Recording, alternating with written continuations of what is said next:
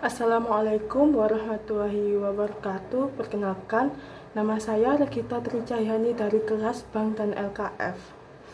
Di sini saya akan memaparkan sedikit materi yang sudah dipelajari mulai dari materi 1 hingga materi 5 sesuai dengan apa yang saya pahami. Untuk materi 1 di sini membahas tentang ruang lingkup dan peranan lembaga keuangan. Lembaga keuangan ini memiliki peranan sebagai perantara antara pemilik modal serta pasar utang, di mana bertanggung jawab dalam penyaluran dana dari investor kepada perusahaan yang membutuhkan dana.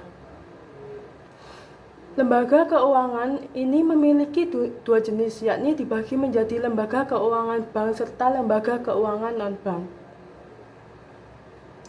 Lembaga keuangan ini memiliki ruang lingkup yang meliputi sewa guna usaha atau leasing, modal ventura, pembiayaan konsumen, jasa injak piutang, dan kartu plastik.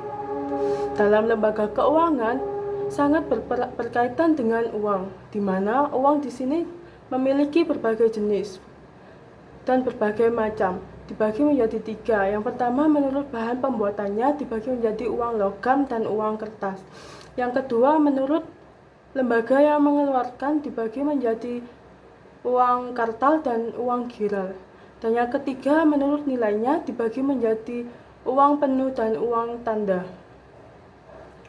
Lembaga keuangan ini juga memiliki peranan antara lain sebagai pencetak uang rupiah, menerbitkan cek. Lembaga keuangan juga bisa berperan sebagai pialang atau dealer, kemudian membantu penyaluran dana dan memiliki peran untuk mengurangi risiko kerugian yang mungkin akan dialami oleh pemilik dana atau penabung.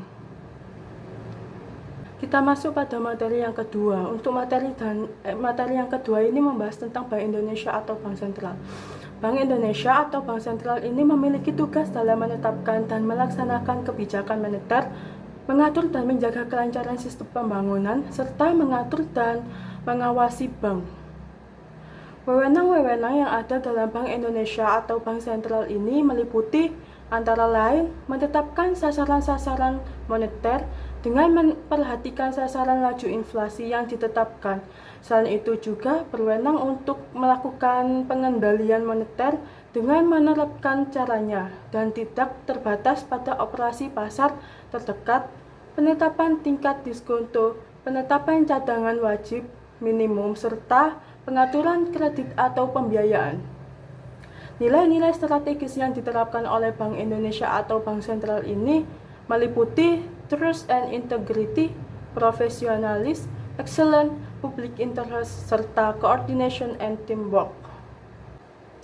Kita masuk pada materi yang ketiga. Untuk materi ketiga ini membahas tentang Bank Umum Konvensional atau BUK. Bank Umum Konvensional ini merupakan lembaga perbankan pertama yang ada di Indonesia, di mana dalam hal ini dijalankan dengan sistem konvensional berbasis bunga-bunga. Bank-bank yang termasuk dalam Bank Umum Konvensional ini antara lain Bank BRI, Bank BCA, Bank BNI, Bank Mandiri, dan Bank Cim Niaga. Bank konvensional ini memiliki kegiatan utama yang seperti kita tahu meliputi menerima dana dari masyarakat berupa giro, tabungan, dan deposito. Selain itu juga kegiatan bank konvensional ini yaitu menyalurkan kembali dana yang diterima yang berasal dari masyarakat dan kembali lagi ke masyarakat dalam bentuk pinjaman. Dalam bank konvensional terdapat bunga yang dilimpahkan kepada nasabah. Hal ini dibagi menjadi 2, ya. Yang pertama bunga tabungan dan deposito, dan yang kedua bunga pinjaman. Bunga tabungan dan deposito ini bank akan memberikan bunga atas simpanan tersebut. Untuk bunga pinjaman didapatkan apabila masyarakat meminjam uang kepada bank, maka bank akan melimpahkan bunga atas adanya peminjaman tersebut kepada nasabah. Kita masuk dalam materi yang keempat. Materi keempat ini tentang Bank Umum Syariah atau disingkat BUS. Bank Umum Syariah ini penerapan dan kegiatannya sangat berbeda dari bank umum lainnya. Karena pasalnya dalam melakukan kegiatan, bank umum syariah ini menganut asas syariah atau sesuai dengan syariat agama Islam. Semua hal yang dilakukan harus berdasarkan syariat Islam. Selain itu, hal yang paling menonjol dari bank umum syariah ini dibandingkan dengan bank umum lainnya adalah bank syariah tidak menggunakan sistem bunga. Karena hal itu dilarang dan merupakan riba dalam syariat Islam tentunya. Tetapi dalam hal ini bank umum syariah menggunakan sistem imbalan hasil atau nisbah. Dan dalam bank umum syariah terdapat banyak akad-akad yang mengatur kegiatan bank umum syariah sendiri. Hal ini karena mengingat Islam merupakan agama mayoritas di negara Indonesia. Oleh karena itu, bank umum syariah ini hadir sebagai wadah dan solusi bagi masyarakat muslim yang menganggap riba adalah hal terlarang dan diharamkan dalam syariat agama. Selain itu, bank umum konvensional syariah ini dalam sistem operasionalnya banyak menerapkan akad-akad yang terlalu rumit. Oleh karena itu, banyak masyarakat yang lebih memilih menggunakan dan menjadi nasabah bank konvensional daripada bank syariah sendiri. Hubungan antara nasabah dalam bank umum syariah ini terbagi menjadi 4 jenis, meliputi penjual dan pembeli, kemitraan, sewa dan penyewa, dan juga terdapat penggunaan akad-akad yakni akad murabahah, istisna, dan salam, kemudian musyarakah dan mudharabah. Dari semua metode-metode yang diterapkan oleh bank umum syariah ini serta akad-akad yang diterapkan oleh bank umum syariah ini membuat masyarakat menganggap hal itu cukup rumit dan merepotkan pihak nasabah. Dan yang terakhir untuk materi 5. Materi 5 ini membahas tentang BPR konvensional dan BPR syariah.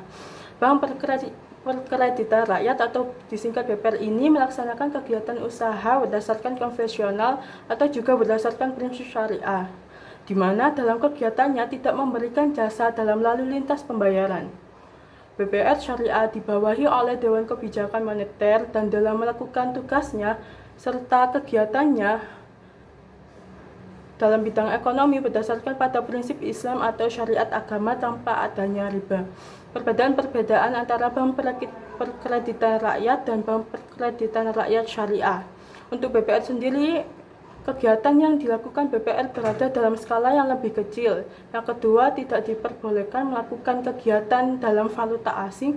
Dan yang ketiga, tidak diperbolehkan melayani jasa cek atau giro. Untuk BPRS, Bank Perkreditan Rakyat Syariah, yang pertama melakukan kegiatan usahanya berdasarkan prinsip syariah khususnya.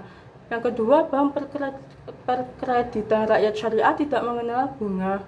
Dan yang ketiga, menggunakan prinsip bagi hasil seperti bank syariah pada umumnya.